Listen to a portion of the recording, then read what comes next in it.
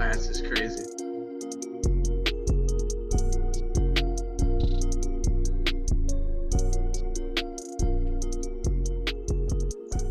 So we got Lost Atsuki, Yes, and sir. he's gonna tell us. Well, can you give us a little bit of information about, your process behind, in general, like making beats, but not just making beats specifically to the beat that you just recently made? Like, what was your thought process behind the type of drums you use? Why you did the patterns you did? What was the inspiration behind those drums? Okay, so for this beat specifically, I kind of knew I wanted to go with more like, I guess, more harder drums, not Mm-hmm.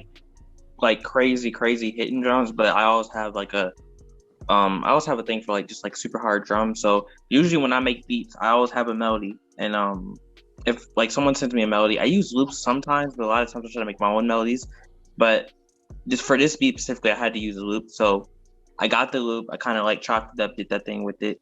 And usually like anytime I use a loop, I kind of just loop the first part, and then like later on when I arrange it, I bring all the other sounds in, which is kind of what I did with the loop that he sent, that 5 a.m. sent. Mm-hmm. Um, so with this beat specifically, I wanted to do something with kind of like not really hard drums, but I still wanted to do hard drums because I didn't want to just like do super soft drums that weren't cutting through the mix, or just didn't. Because I felt like if I would have did quiet drums or drums that weren't really hitting or anything like that, then it wouldn't really fit with that melody. Cause compared to like if I was making some R&B or something like that, then I could do softer melodies. But because this Mm-hmm. beat was harder, I wanted to do the loop was already hard. I wanted to do something hard with the melody. So I kind of just like usually my process is just like me finding a loop or me finding making a melody or whatever, and then like me just kind of like I usually do claps first to kind of get the Mm-hmm. rhythm, and then I go do the hi hats, do whatever. Sometimes I use MIDI kits. Just like for this beat specific, I did a MIDI kit. I just used a MIDI kit. I mean a MIDI for hi hat MIDI because it was gonna be like it was easier. Okay. Um, 1 second, 1 second. So before you move any further, you said you use a MIDI kit. Can you just tell us, for the people that don't know, what a MIDI kit is or what a MIDI loop is? a MIDI loop, specifically a hi hat MIDI. There's different types of MIDIs for like melodies and all that, but specifically for hi hat MIDIs, like a producer will make a hi hat pattern and Mm-hmm. will, I guess I don't know how they do it, but I know they like a producer will make a hi hat pattern and they program it for other producers to use it. Mm-hmm. And they just put it in kits and stuff like that. So that's why I use a MIDI. It also applies to like melodies. You could put like a MIDI in the channel rack, and then like use a VST and you have a melody. Um, you So can these kind are of like already change set up things, for you. arrange. Yeah, it's already set up for you. You can kind of change things and arrange things, which is what I did. Um, but yeah, specifically, I just go with the hi hat MIDI. I did the hi hats, did all that. And then I usually go with the snare. I kind of use one specific snare. Um, called the sizzle snare. That's like the snare I use in pretty much all my beats. Mm-hmm. Um, and I used that because I was like, I usually do that. I just did that with a little pattern.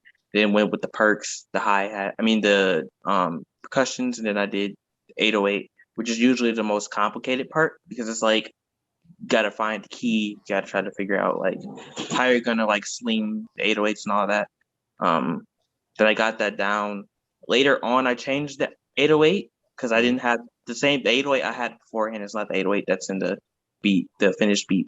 I didn't really like the way that sounded, so I changed it. And then kicks and all that. So yeah, I think I just like I wanted to just like do something different with these drums. I didn't want to make super soft drums because, especially with me being an underground artist, a lot of producers use a lot of like more raw sounding. Um, we usually make a lot of raw sounding production, kind of make the try to make that the 808 like the beat sound more, I guess, human than just like kind of like super polished and super over the top and all that things like that. Yeah. Um, just kind of make it more sounding raw. So that was kind of more of my process. Okay.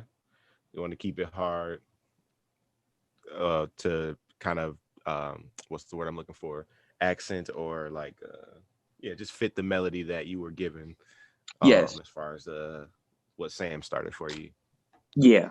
Just kind of Okay. like, and I kind of arranged it in a way because I knew there was going to be, I didn't know how many artists were going to be on the song. So I kind of arranged it in a way where It left space for as many people as they wanted. I've made the beat like I think 3 minutes, so I kind of arranged it for as many artists if they wanted to hop on, Okay. um, things like that. Kind of arranged in a way where there's like enough space for multiple artists to hop on the beat than just like one or two, because I didn't want to make it 2 minutes and then each person has like a little second verse or whatever.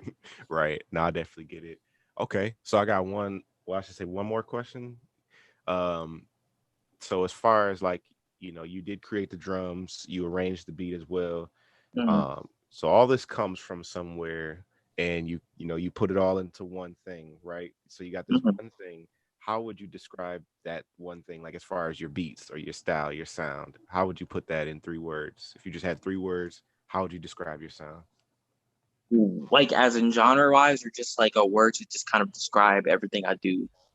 Yeah. So how would you describe Lost Atsuki's sound in 3 words?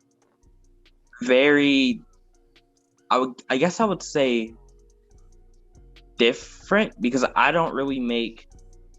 Sometimes I do, but a lot of the times I don't really make production that you would really hear on the radio. I don't really make, I guess you would say, mainstream sounding Hmm. production. Like the beats I make are very different than what you would hear in like on the radio, like a little baby song or something like that. It's very different. It's still trap, but it's still hip hop. It's still trap music, but it's a very different and kind of like it's a very different sound, I would say, specifically for a lot of my production. But I try to make it at least still appealing to a mainstream audience, because I don't want to go completely out and just be experimental, like I'm like Death Grips or something like that. Yep. But it's to the point where it's at least like I guess listenable, and tolerable. But I kind of make it like very different. It's very experimental, I would say, and I like Okay. doing that because I don't like being like everybody else. I want to do my own thing and kind of like be up next, and what's up in music and things like that. Got you. Okay.